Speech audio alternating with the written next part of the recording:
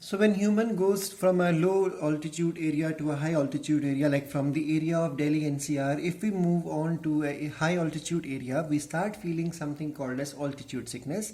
Now this is a problem which a person faces because the person is accustomed to the different type of atmospheric pressure at the plain area, and the atmospheric pressure values are going to change as we go higher into the mountains.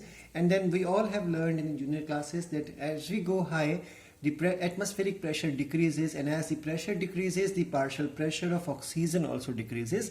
So the dissolved oxygen, or you can say the presence of oxygen in the atmosphere, decreases as we go up. So now the problem is body starts facing altitude sickness. Now let's read from the book further. That it happens in the low altitude atmosphere of the low atmospheric pressure of the high altitude. The body does not get enough oxygen. So this is the reason behind the sickness. Body does not get sufficient oxygen. But gradually you get acclimatized and stop experiencing the altitude sickness. So what is altitude sickness? There are certain symptoms of it. For example, the symptoms include nausea, fatigue, and heart palpitation. You will feel there is the feeling of vomiting, that is called as the nausea. So the feeling which come to a person before the act of vomiting is called as nausea feeling, and then we have pain in the body, and then that is called the fatigue.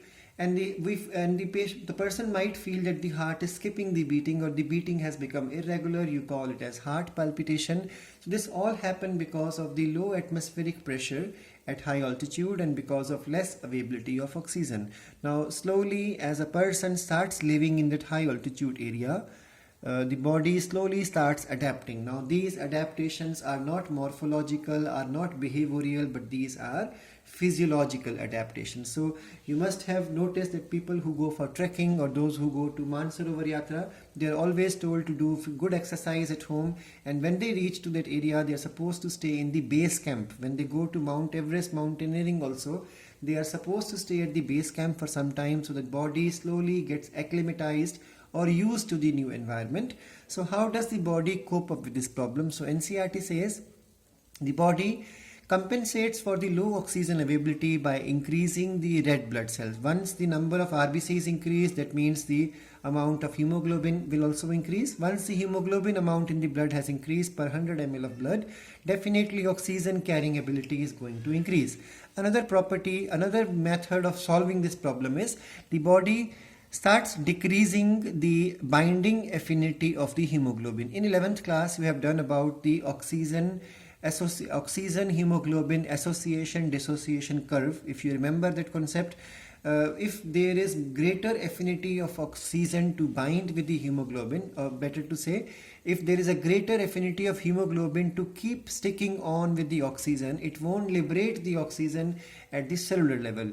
What we want, as per the 11th class syllabus, if you recollect, that at cellular level of gas exchange, oxygen should be left from the hemoglobin, and hemoglobin should pick up carbon dioxide in return. So this is only possible if the hemoglobin starts developing weaker affinity or weaker binding affinity with the oxygen. So this is how body perform. One thing is to increase RBC number, second is to decrease the binding ability of the hemoglobin with the oxygen. Third is by increasing the breathing rate, because once you start increasing the breathing rate, the cardiac output is going to change, the number of beats per minute is going to change. So anyhow, by all these methods, oxygen supply throughout the body is going to increase. So these are the three. So NCERT has given you the reason behind altitude sickness.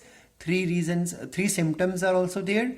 At what area it happens is mentioned, and then how body copes up, or what are the physiological adaptations. NCERT has given 3 points there.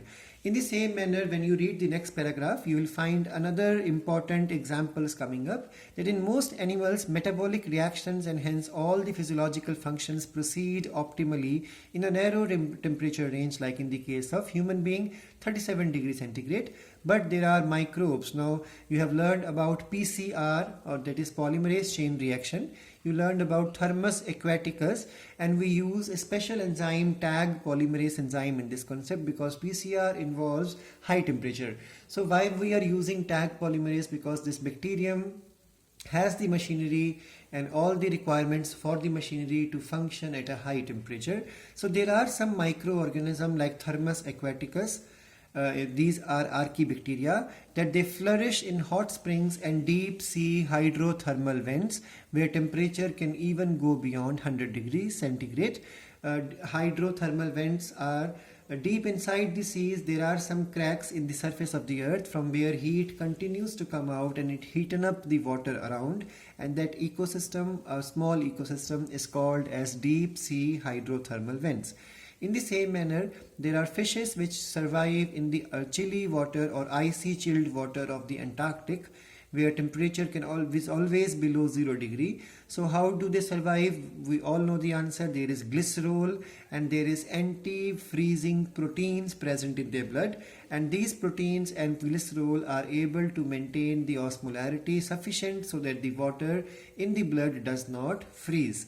Next point is a large variety of marine invertebrates and fish live at a great depth. Now when you go down, the pressure may increase a lot. It can go over even higher than the 100 times the normal atmospheric pressure. So in these organisms there are special proteins which develop such type of bonds that they don't break even at a very high temperature as well as high pressure.